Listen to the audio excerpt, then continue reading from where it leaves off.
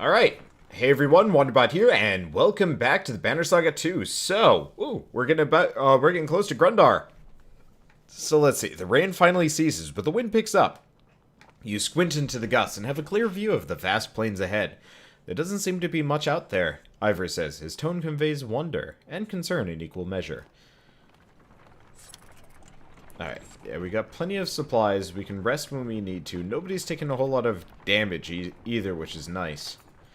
The ground shakes again, enough to cause the yaks to strain at their leads in panic. Out here, in the plains, with nothing but open sky above, you feel remarkably vulnerable. Only a few trees around and no mountains, Hacken says in a wry tone. Looks like we only have to worry about the ground opening up beneath us. He shrugs at the look you give him. Grundar almost looks forgotten by the rest of the world. Maybe those who live here have forgotten the rest of us too.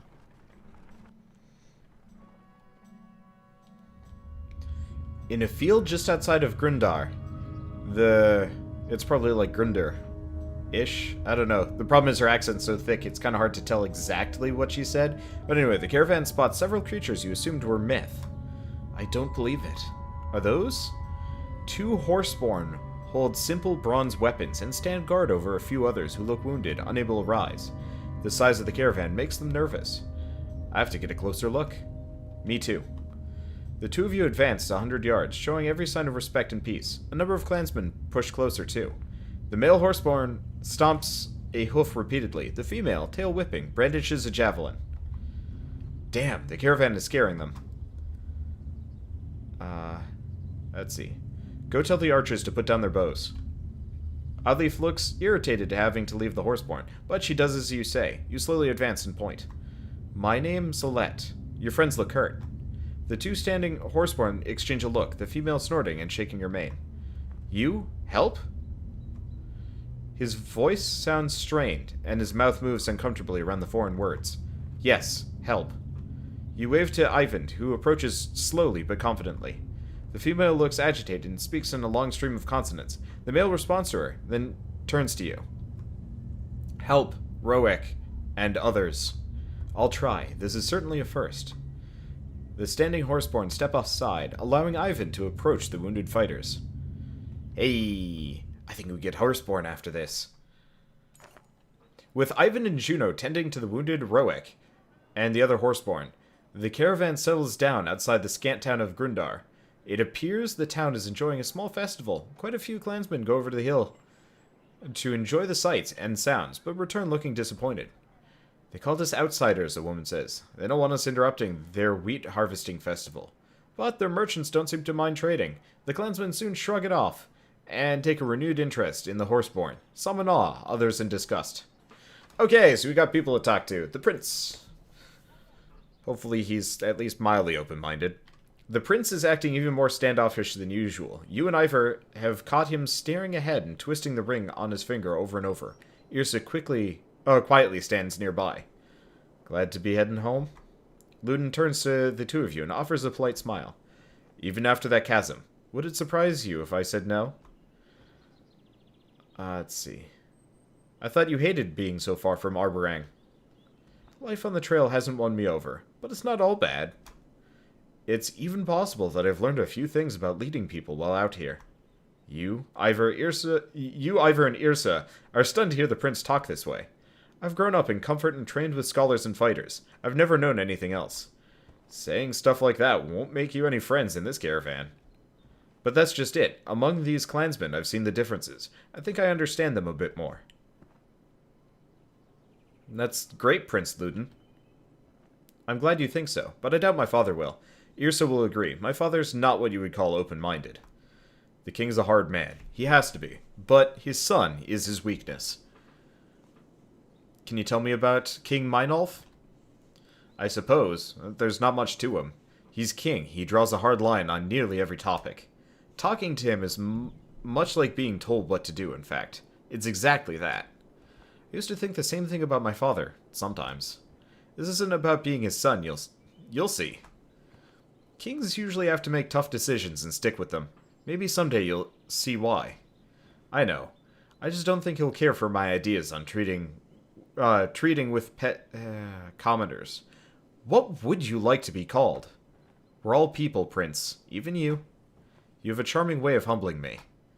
Yrsa rolls her eyes. Just keep an open mind about your father the way you'd like him to have towards your idea. That's something I'd never considered before. I'll think on it. As Prince Luden and Yrsa walk away, you feel Ivor watching over you. What? When did you become so full of sage advice? Since I started listening to you? Gods, don't start making that mistake. The two of you share a smile before moving on. I really wish they'd give Alette a little bit more than a blank expression when she's, like, wandering around, like, for these dialogue ones, because she just looks so shell-shocked every single time. Anyway, let's go talk to Hogan? I think it's Hogan. Mogan's the other one, right? The blonde axeman, one of the two twins from a small village near Skoger, is chopping into a fallen tree for no apparent reason. His swings look dangerous. Hogan, everything okay? He glares at you. Where's your brother, Mogan? He left with the ravens. Wondering if I should have done the same. Why is that? I followed your father a long way, and now, you. And for what? My brother's gone, my wife and children are frightened of everything around them, including me. I tell them this constant fighting is only for a time, but it's changing me, I can see it in their eyes, in my own reflection. I thought I was doing it to protect them, but if they think I'm a monster, what's the point? How's that my fault? Because you keep going. Do you know how hard it is to feel like a man when a girl who's lost her parents won't give up? Hogan yells loudly as he swings his axe down, the blade sinking deeply into the wood. He looks spent. I'm torn. I think it's good for me to be out there fighting. Makes me feel alive, like I'm doing something. But I know why my wife worries.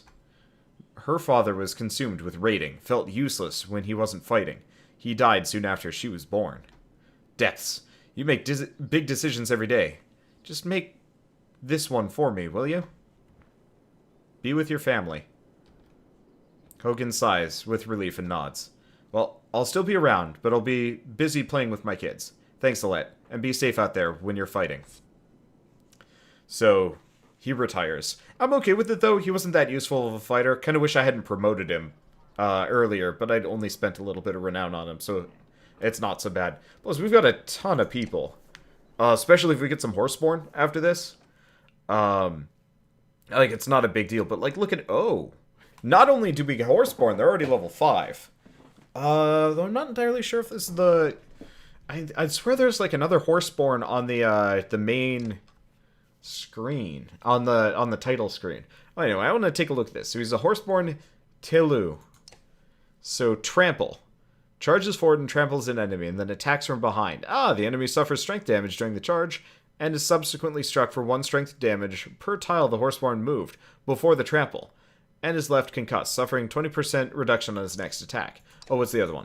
Hit and run. Horseborn takes his normal movement, then can attack or take another action. Once the action is complete, he can move again up to 3 spaces. No willpower may be spent on the second move. Useful. Okay. What about Roek? Same thing. And Cantrip. I assume... Poison tipped. Horseborn uses a javelin tipped with deadly poison to make sure her enemy doesn't forget her after the initial sting of her attack passes. The ill target becomes unable to secure their own ground and is able to be moved through. Poisons like this are often used against high-strength enemies to wear them down over time or on a large unit that is blocking paths to other areas of the board. The doses do not stack together, but a second dose will serve to refresh the damage over time and keep the target afflicted. Damn, that is good. Okay, and the other one is Free Roam. While moving, each willpower the Horseborn spends allows her to move 2 tiles instead of 1. Ooh. Ooh. That's a good character. I am totally okay with giving up Hogan in favor of getting these 3 characters. Because, I mean, Hogan was good. He definitely has his benefits, but I don't need him that bad. Okay. So let's go back, and let's take a look at this guy. He's new and interesting. Thank. You glance at Ubin, who snorts and smiles. Skathatch is thanking you for helping his friend, Roek. Dear Driu's the other one, but she's not in a talking with the Varl and humans mood. You're welcome. I'd like you to meet Hakon. Skathatch's tail swats his flanks, and he bows his head towards Hakon. Varl, Mans. Same herd? No, but we're no longer enemies. I haven't seen Horseborn in centuries. Last they knew, humans and Varls were at each other's throats. What brings you so far north? Scathach looks confused by the question, so Ubin shows him a map pointing to Dalaland and Grundar. Food. Our planes break. Hakon snorts. Might be justice. Didn't they kill all the horses, Scrivener? His ancestors did, yes, but blaming folks for things that happened hundreds of years before they were alive? You may as well accuse these humans around us for starting the Great Wars. What happened to Roic? Roic, brave fighter, protect food, hit many times. Hit? Who was attacking? Scathach says many things in his other language. Triga Canathe. His eyes go wide, and he stomps the ground before pointing west. You look at Ubin. I don't have a clue, but clearly not a friend. Was it the people here? Here in Grundar? Scathach looks where Hakon is pointing. He shakes his head and points west again. The Varl King eyes Scathach suspiciously. How do you know our language? Scathach just stares at you. You talk like us. Where did you learn? Heard little trade with Mans in Mud. I think he means our bog friends, the Cragsmen. Have you found the food you were seeking? Enough for time, my guess. 2 others take herd in south. His hoofs scuff the ground during certain words. Just those 2. What about you and the couple? Scathach, Roic, Deirdrio, stay. This herd help. We help this herd. Thank you. Scathach nods in a movement that uses most of his upper body. Man, Varl, horseman. Horseborn. Same herd. Funny. Ubin chuckles, and you smile, while Hakon shakes his head and walks away. Alright, so they've joined us, and hopefully we maybe get a couple more. They seem like they have fun abilities that I'd like to use.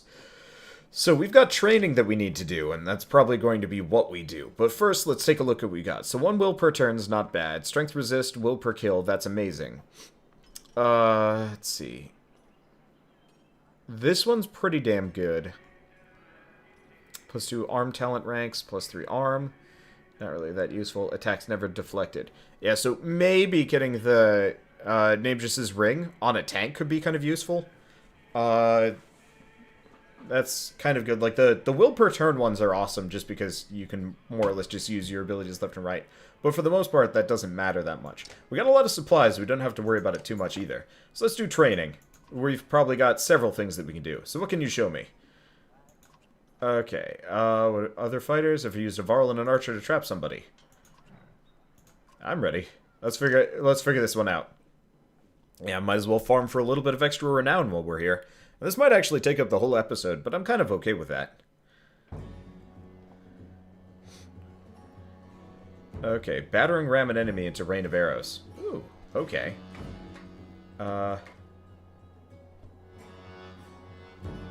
we're gonna actually...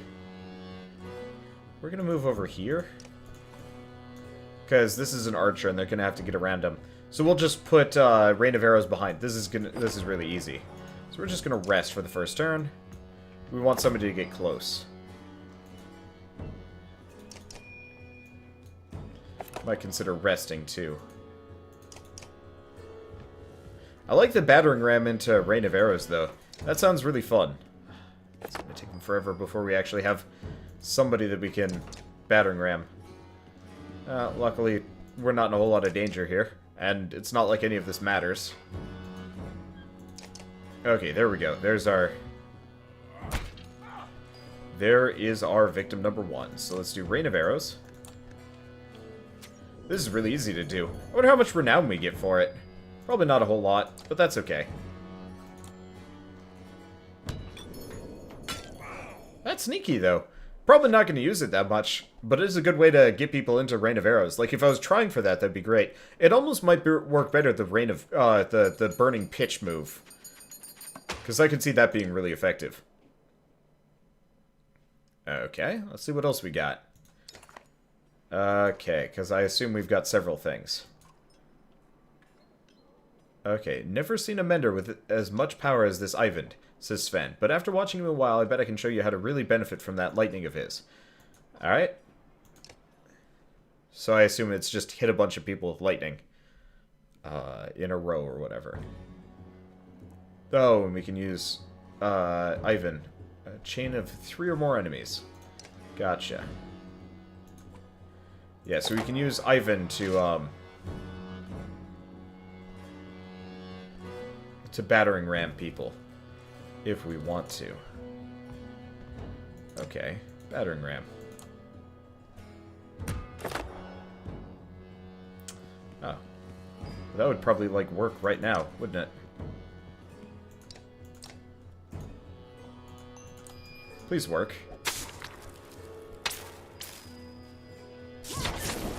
Damn it. Apparently the Varl doesn't count. Okay.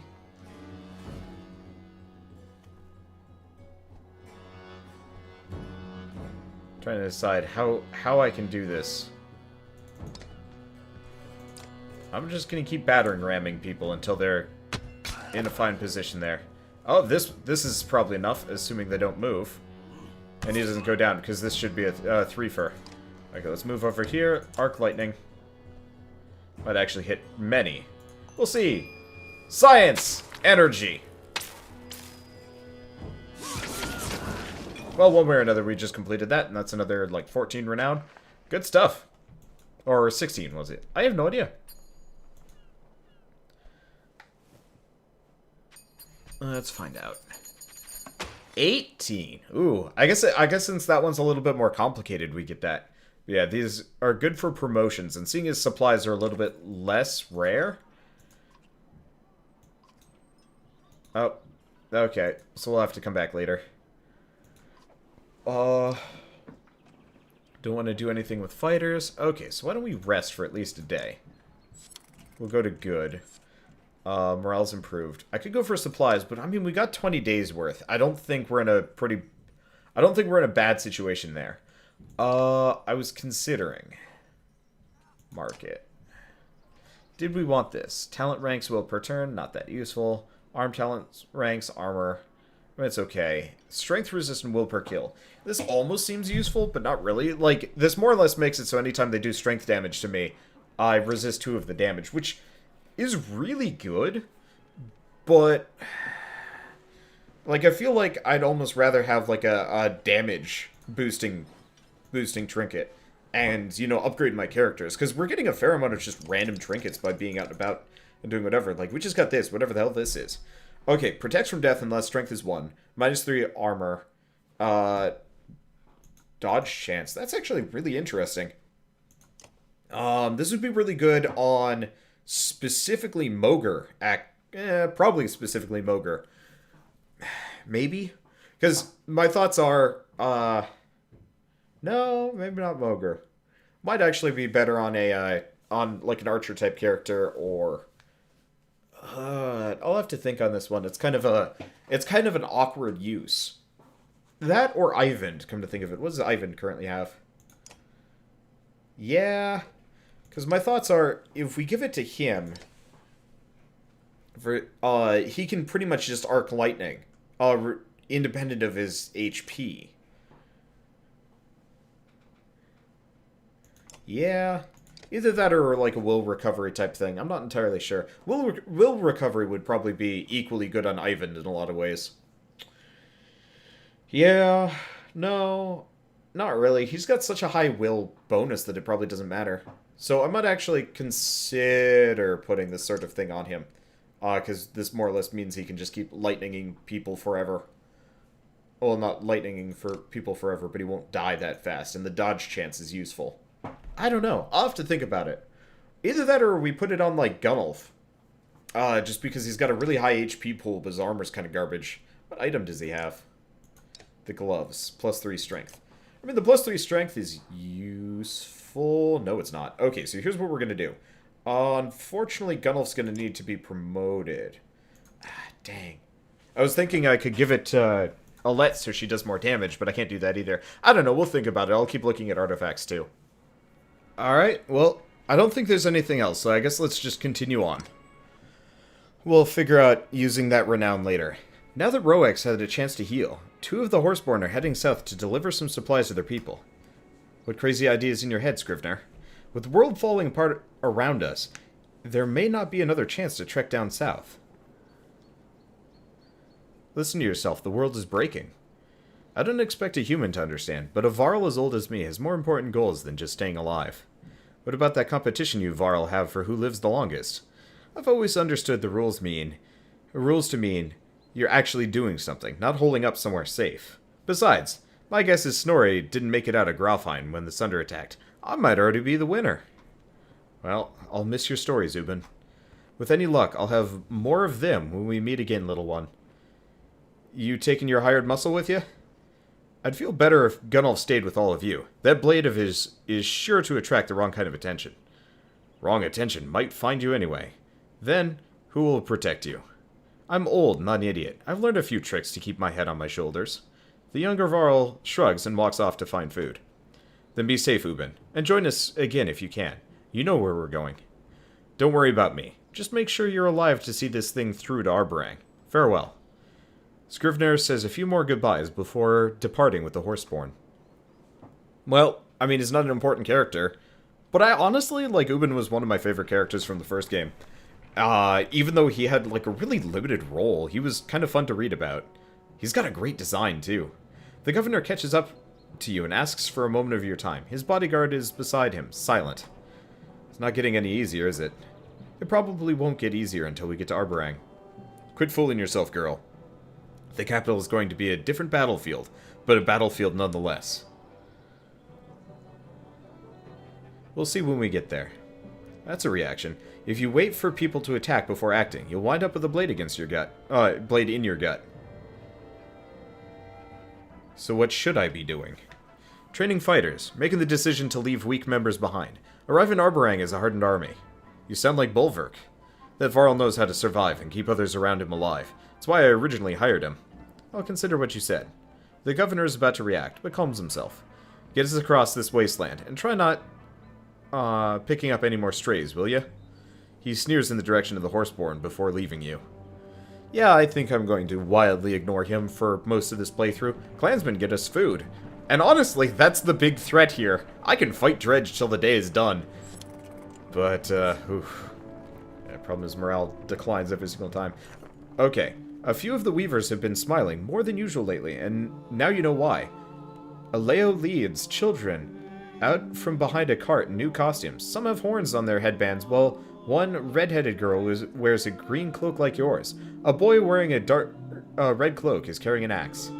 The entire caravan gathers around to watch the performance. The young actors stand behind a short wall and discuss an approaching Dredge army. As the black cloth rolls across the ground in front of the actors, a young man in red armor stands up and shouts, "Bellower." This is a reenactment of the Battle of Borisgard. Continue watching. A dark-haired girl holding a spear says, "We'll get no help from the governor. We're on our own." A few of the people in the crowd laugh while Rugga stares at the Skald. The young Rook, Alette, and Varl run towards the fierce Bellower, attacking and being repelled. Finally, the girl dressed as Juno hands Rook a silver arrow. Rook hugs Alette, shoots the arrow. Bellower roars. Stand and watch the ending. Bellower grabs Rook by the throat and growls. You sense heads in the crowd turning towards you when Aleo and a Weaver suddenly snap the caravan's banner in front of the scene like a curtain.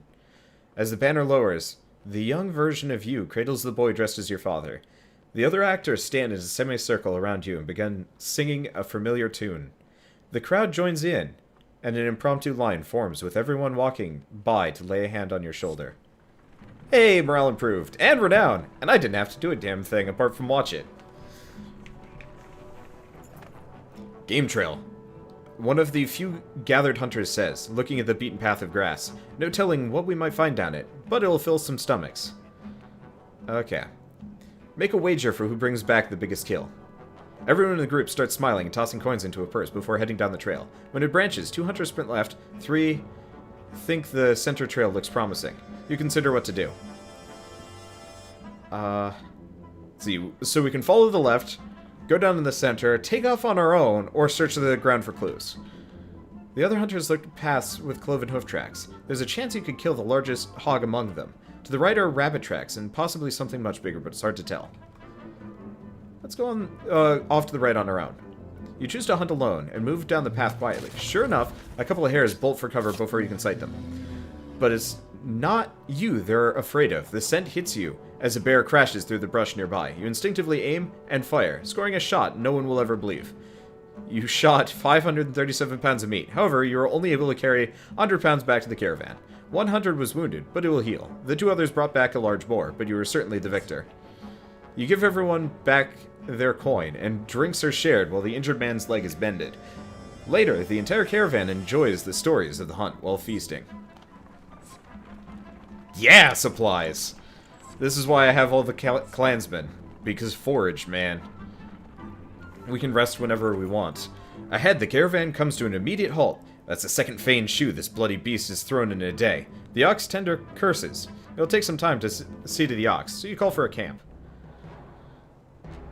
While most of the clansmen sleep or lose themselves in drink, Juno requests a moment to speak with you alone. I'm impressed so far, Alette. You've managed to keep your composure through tough situations. Thank you. Not to pain you with further comparison, but you remind me of your father at the Godstone of Stravs. Determined. What actually happened there?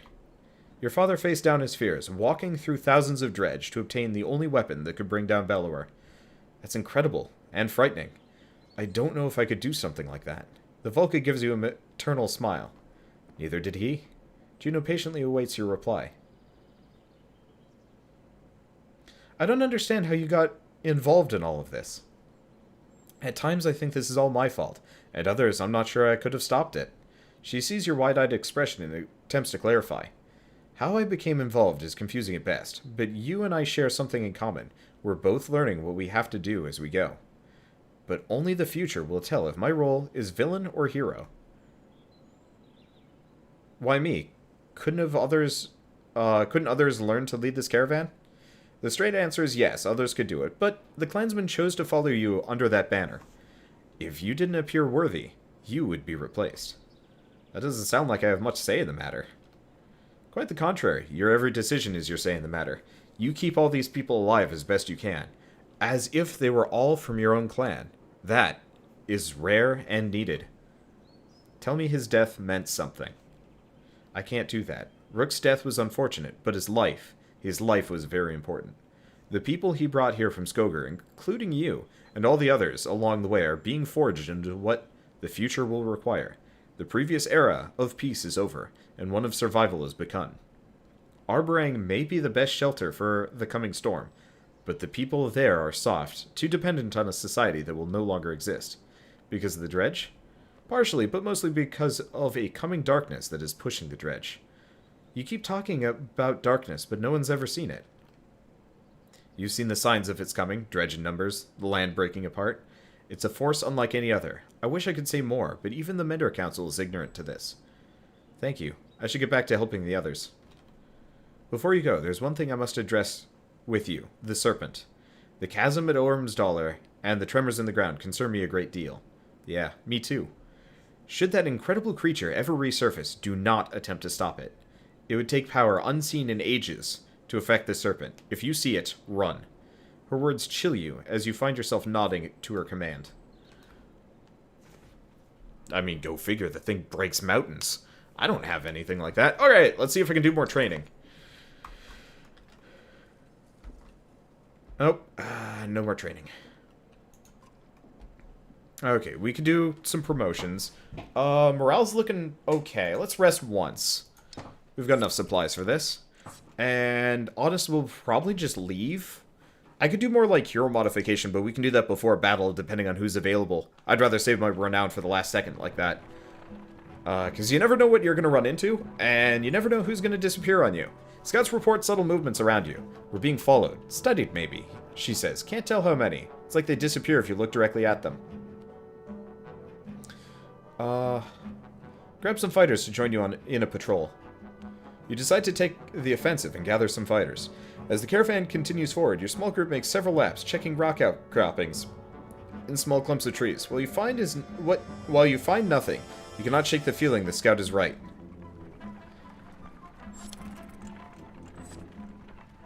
It's interesting that they've changed the morale setup so that every day the morale goes down a bit. You notice the archer Nid, because she is standing perfectly still, looking out into the distance. Let me guess, you see more grass? When she turns to you, she's not smiling. Dredge, she says quietly. How is that possible, you ask, knowing better than to doubt her sight? I thought we lost them at the chasm. You can make out a dust cloud in the horizon, which means they can make out the one produced by the caravan, and it's heading the same direction as you, towards Lundar. The Volca walks to your side and says, I was afraid of this. The cracks in the ground along the Eastway Road. It's like the damn crevice at Sigerholm all over. Hakon says, the dredge were just pouring out of it. Does that mean they could, Juno finishes your question, appear almost anywhere? Yes. Well, let's not panic the caravan. Just keep moving.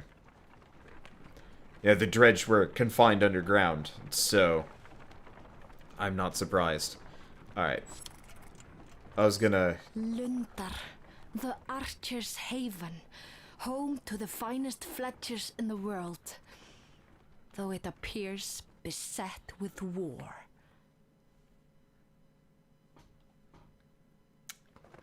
Wonder if we can get a good accessory in here. Ooh, this place has seen better days. Wonder who's been fighting them. Probably not the dredge if they're just showing up. Looks like there's some horseborn here too. Horseborn, why are they attacking? Never mind.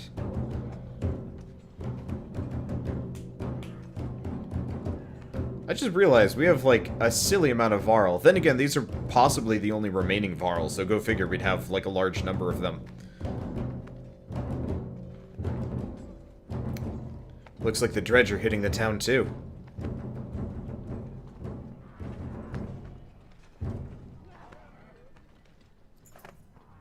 Sow's sweat. This is bad, Hakon says. Luntar's fighting on two fronts and barely holding it together. Hakon's been warring long enough.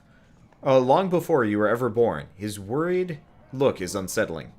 I always heard the Horseborn had trouble with walls, since they usually fight out in open fields, he says. Ubin's the only one old enough to actually know, but it doesn't really matter, because those walls will barely slow down the dredge. If those dredge flatten this town, we're defenseless out in the plains. But what are the Horseborn after?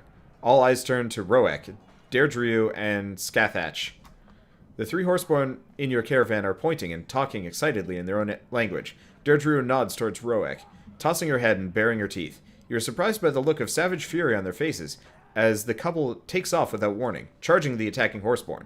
While Scathach remains behind, he clearly wants to join them, but he awaits your decision. They could die on their own, Oddleaf shouts, not hesitating to follow Roek and Deirdre. Ivor sighs. She's lost her mind over these new members of your clan. Might lose her life for it, too. He looks at you. We could fight Dredge or Horseborn, or split up and fight both if you're feeling suicidal. If we're splitting up, my Varl are hitting the Dredge, Hakon says. You're good at that. Ingvar can do what he wants. He always has.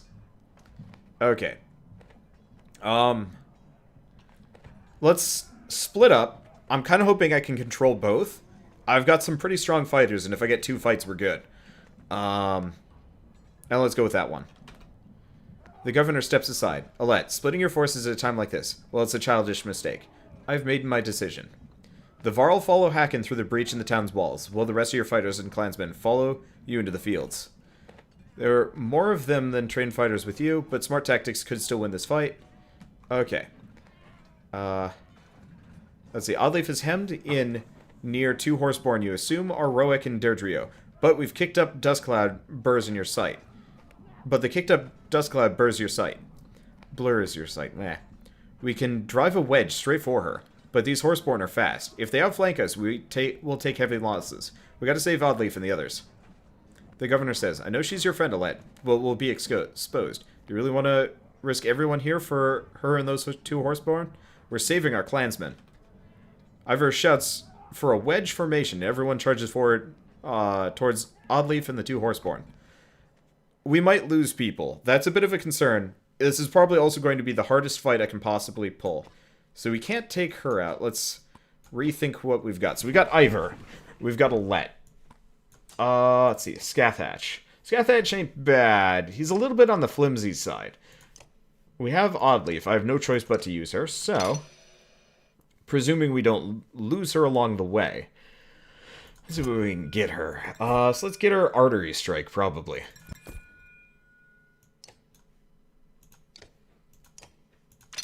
Yeah, I really wish I could put more points into some of these things. Okay, resist armor damage. Nope, we don't want to do that. Hunker down. Titan straps. Titan straps might not be a bad idea, but I don't know yet. Well, we'll finish... Oh, really? You can... Oh. We'll get 4 points into Artery Strike. And... Armor. The resist damage might not be a bad idea. Or we could just throw it into Willpower. I don't know. Let's promote her one more time. Slag and Burn. Bird of Prey. I'm going to give her Slag and Burn. This way she has multiple traps she can pull. Okay, so in that case, we're going to give her 1 willpower. Max out Artery Strike. The more willpower she has, the more we can, like, kind of use and abuse these abilities, which is not a bad idea. Yeah, we'll do that. Confirm. Okay. So that was a little costly. Ivor. If I promote him, he gets... Tempest, Forge Ahead. I guess we'll give him Tempest. And this way we can get another point into both of those. He's enough of a badass that he deserves it. Okay. So let's save the rest of the renown. I might go with Nid. We'll have... So that's a ranger. That's a melee guy. The problem is the Horseborn are kind of on the flimsy side, which sucks a bit. Oh, but they're great armor breakers. You know what? Let's take Nid off. We'll have too many rangers anyway. The other consideration is bringing in Eagle here. He's a raid master. He's got Stonewall and Shield Wall. And, okay, so he's a good shield breaker. Eagle's a comparable shield breaker. Yeah, for whatever reason, the Horseborn are good at shield breaking, which is nice. Ivor is too, and he'd be better, but we don't have the accessory to throw on him. Okay. Let's see, what can we do? I want to take a look. What's Alette's current thing do? Will per kill, strength. Knockback on strength attacks of 3. Yeah, I love that knockback. That's really useful. I assume there's no other, like, talents we could get. Exploit, yeah, avoid armor attack. Hunker down. Or dodge. The extra hit chance seems kind of useless. Yeah, promoting her right now seems meaningless. Promoting Ivor would actually work. Because we could get 1 into puncture. That's only 15. Yeah, we'll do it. Okay, so this will give us 10% to cause puncture. And 1 more into armor. There we go. So he's a nice tank. And I can still promote him even further. But if we want to, we could actually get him this. But that's not really useful. It kind of is, kind of isn't. I'll think about it longer. Okay, so what's this? Let's do all talent ranks. Not really that useful for, honestly, anybody yet. Let's see. What's this? Knockback on strength attacks. Let's see. Berries. Dodge chance. Okay, and that's good. Oh, that's the other option. We could bring Ivand. Yeah, you know what? I'll take off Scathach.